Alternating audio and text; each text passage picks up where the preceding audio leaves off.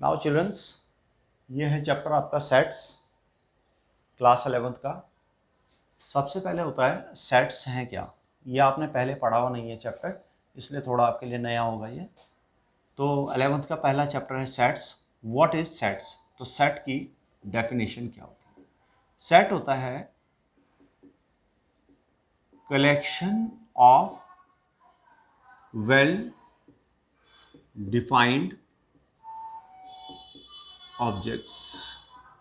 Collection of well defined objects मतलब जिन objects को बारे में हमें पूरा पता होता है। यानी कि अगर हम किसी ऑब्जेक्ट का कलेक्शन कर रहे हैं तो उस ऑब्जेक्ट का कलेक्शन क्यों कर रहे हैं इसके बारे में पता हो।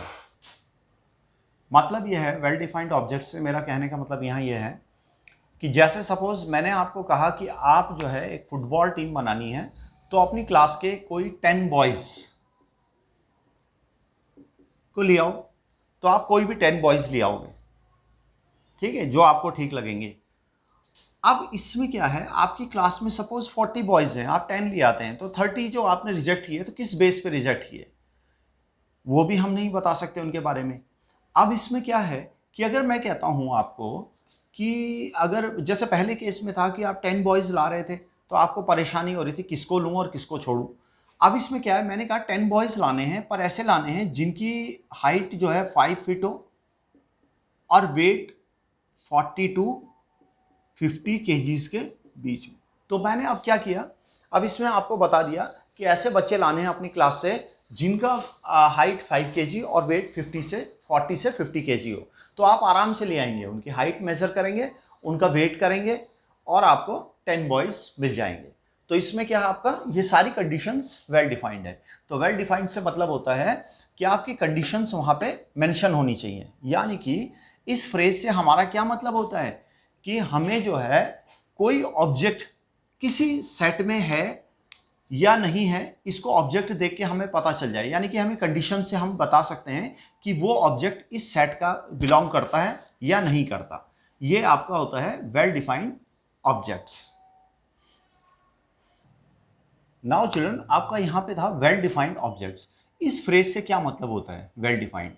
तो इसका मतलब होता है for a given set and a given object, we can decide whether a given object belongs to the given set और नॉट। यानी कि हमें कोई सेट दिया हुआ है और उसका कोई ऑब्जेक्ट है, तो हम ये बता सकें कि ये ऑब्जेक्ट क्या उस सेट को बिलोंग करता है या नहीं। ये होता है वेल डिफाइंड ऑब्जेक्ट्स। अब हम कर दिया। नाउ चिल्ड्रंस, इसमें मैं आपको दो एग्जांपल से बताता हूं। एक एग्जांपल है, सपोज मेरे को ये कहा जाए collection of first 5 natural numbers. First 5 natural number का कलेक्शन। तो मैं क्या कर सकता हूं, ये हो गया मेरा, इसका सेट हो गया 1 2 3 4 एंड 5, राइट। यानी कि उसने कहा पहले फर्स्ट 5 नेचुरल नंबर्स, पहले 5 नेचुरल नंबर्स। तो पहले 5 नेचुरल नंबर 1 से शुरू होता है, तो 1 2 3 4 5। ये तो हो गया मेरा कलेक्शन ऑफ 5 नेचुरल नंबर्स। अब यहां पे क्या है, सारी कंडीशंस डिफाइंड है कि नेचुरल नंबर का सेट है और कितने नेचुरल नंबर हैं, 5। और 5 कौन से हैं, पहले 5, फर्स्ट 5।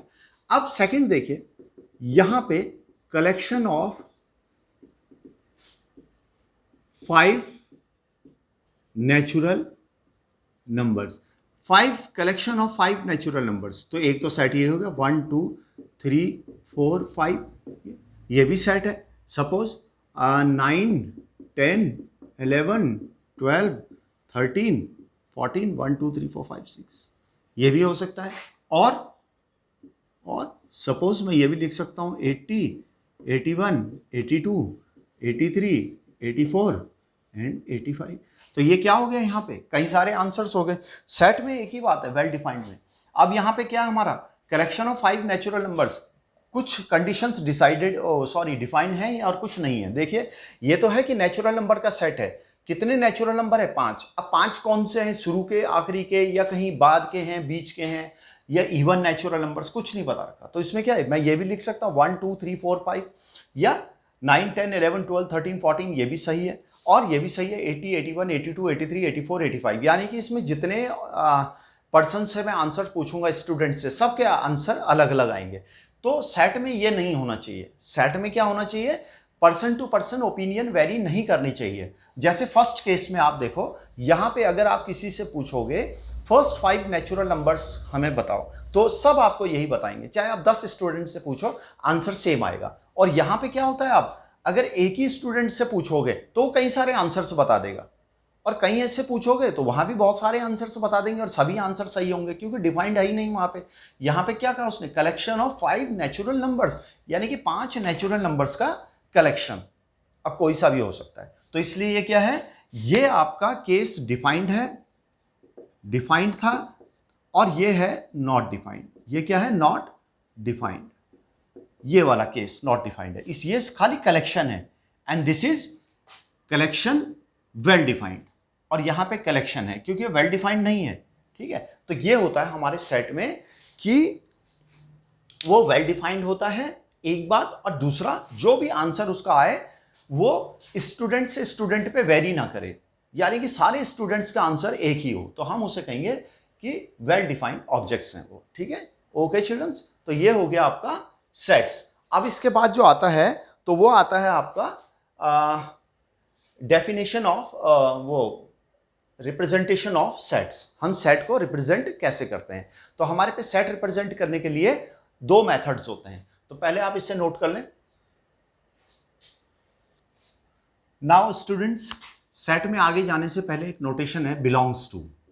एक आता है बिलोंग्स टू, ये होता है हमारा बिलोंग्स टू इस तरीके से, यानी कि ये होता है हमारा एप्सिलॉन। एप्सिलॉन, ये ग्रीक सिंबल है एप्सिलॉन। बिलोंग्स टू का मतलब होता है, ए हमारा कोई सेट है सपोज, तो हमारे पास एलिमेंट्स हैं उसके ए बी सी, तो हम कह सकते हैं कि this A belongs to A, that is A is in set A. A कहाँ है, सेट ए में है। B belongs to A, that is B is in set A, right. अब अगर सपोज मैं कहूं कि ई बिलोंग्स टू ए, क्या है उसके अंदर, नहीं है, तो इसे मैं कहूंगा ये, that is E does not belongs to A, और E is not in set A, यानी कि E does not belong to E, E element a set के अंदर नहीं है, या ई इसको बिलोंग करता ही नहीं, ये होता है इसका मतलब। तो ये आपको ध्यान रखना, इसमें बहुत बार अब आएगा आपके बिलोंग्स टू। नाउ चिल्ड्रंस, हमारे पास होता है representation of set.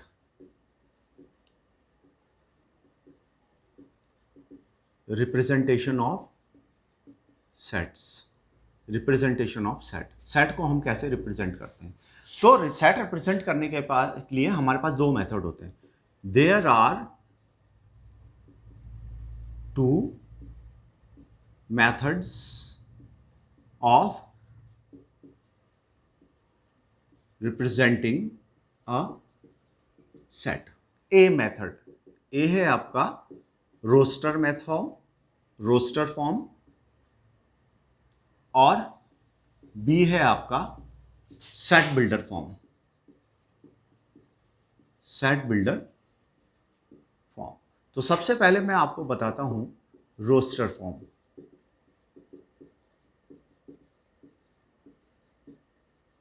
Roster form में क्या होता है चिल्ड्रन, हम सीधे सेट में, जैसे मैंने आपको बताया कि सेट में हम एलिमेंट्स को ही मेंशन कर देते हैं, सीधे एलिमेंट्स को मेंशन करते हैं, उसकी प्रॉपर्टी नहीं बताते कि वो एलिमेंट्स आए कैसे, ये नहीं बताते, सिर्फ एलिमेंट्स को बता देते हैं। In this type, in this form we only list the elements और objects of the set. Elements are separated by commas and put inside a brace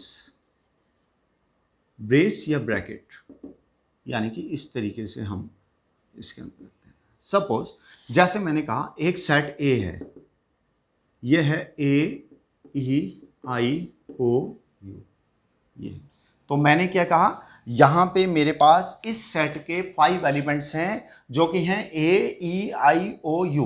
अब वैसे आप सब जानते हैं ये क्या है, दे आर वॉवल्स। तो मैंने ये नहीं लिखा सेट ऑफ वॉवल्स, यानी कि इसकी कैरेक्टरिस्टिक प्रॉपर्टी क्या है, सेट ऑफ वॉवल्स, पर मैंने सेट ऑफ वॉवल्स ना लिखे, सीधे वॉवल्स लिख दिए, तो ये हो गया आपका रोस्टर फॉर्म।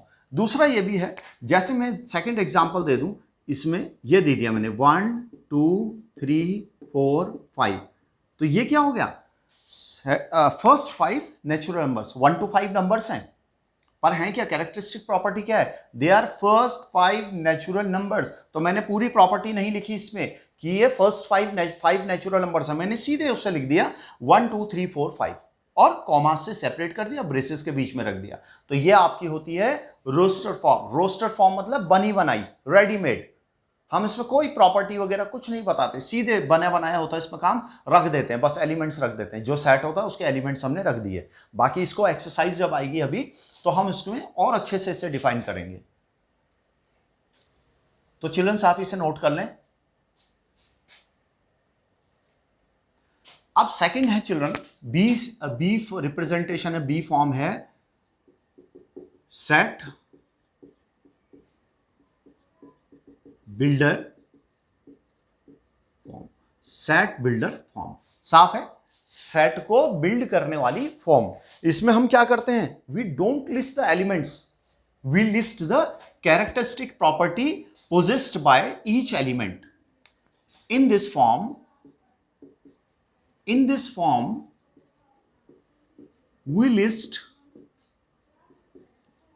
या mention भी लिख सकते हैं, list या mention the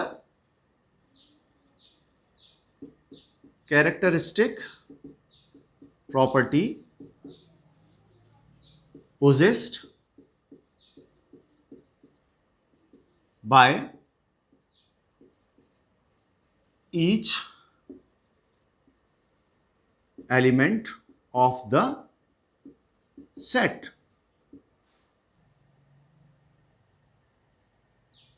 Now चिल्ड्रंस क्या है, सेट बिल्डर फॉर्म में क्या लिखा मैंने, in this form we list और mention the characteristic property possessed by each element of the set. जो हर एक एलिमेंट एक कैरेक्टरिस्टिक प्रॉपर्टी को फॉलो करता है, हम उसे लिख देते हैं। तो इसमें क्या होता है चिल्ड्रन, हम मेंशन करते हैं जो एलिमेंट्स एक कैरेक्टरिस्टिक प्रॉपर्टी को फॉलो करते हैं उसे। जैसे मैं एग्जांपल देता हूं आपको, सपोज पिछला ही एग्जांपल उठा लेते हैं, वहां मैं कह दूं लिस्ट द, या लिस्ट नहीं लिखेंगे, set of vowels in English alphabets, right. तो ये हो गया, ये मैंने प्रॉपर्टीज कर दी। अब इसमें आंसर क्या है इसका, ए ई आई ओ यू, ठीक। अब इसमें देखिए ए ई आई ओ यू, यानी कि ये किसकी कैरेक्टरिस्टिक प्रॉपर्टी को फॉलो कर रहे हैं, ये कैरेक्टरिस्टिक फॉलो कर रहे हैं इंग्लिश अल्फाबेट्स में वॉवल्स की, ये सब वॉवल्स हैं, तो ये इसकी कैरेक्टरिस्टिक प्रॉपर्टी हो गई क्या, वॉवल्स इन इंग्लिश अल्फाबेट्स। और ये प्रॉपर्टी कोई और सेट के बाहर, कोई इसके बाहर कोई एलिमेंट होगा वो पोजेस नहीं करेगा। सपोज मैं बी लिख दूं तो ये नहीं होगा, ये नहीं होगा। जैसे सपोज मैंने लिख दिया AEIOUXYZ, तो ये कहूंगा तो ये नहीं है, ये सेट के बाहर। अब ये क्या है, ये XYZ, ये बाहर हो गया, ये इसको फॉलो नहीं कर रहा है। AEIOU तो फॉलो कर रहा है, तो इसलिए मैं इनको तो फॉलो कर रहा पर ये नहीं कर रहा, तो इसलिए क्या कहूंगा, ये जो है इसका आंसर नहीं है, ये इसका आंसर नहीं है। यानी कि वो जो कैरेक्टरिस्टिक प्रॉपर्टी है वो इन सेट के एलिमेंट्स के लिए ही वैलिड होगी, इससे बाहर कोई और एलिमेंट होगा उसके लिए वो वैलिड नहीं होगी। तो ये होता है आपका सेट बिल्डर फॉर्म। तो ये तो चिल्ड्रंस आपका था सेट की डेफिनेशन और उसका रिप्रेजेंटेशन। सेट को हम रिप्रेजेंट कैसे करते हैं, रोस्टर फॉर्म और सेट बिल्डर फॉर्म में हम करते हैं, ये उसका था। सब आपको इसमें बता दिया। अब बाकी इसका जो एक्सप्लेनेशन है वो जब हम इसकी एक्सरसाइज करेंगे वो आएगा। अब हम इसकी एक्सरसाइज करेंगे 1.1 एनसीईआरटी की एक्सरसाइज 1.1, वो मैं अगले वीडियो में आपको बताऊंगा।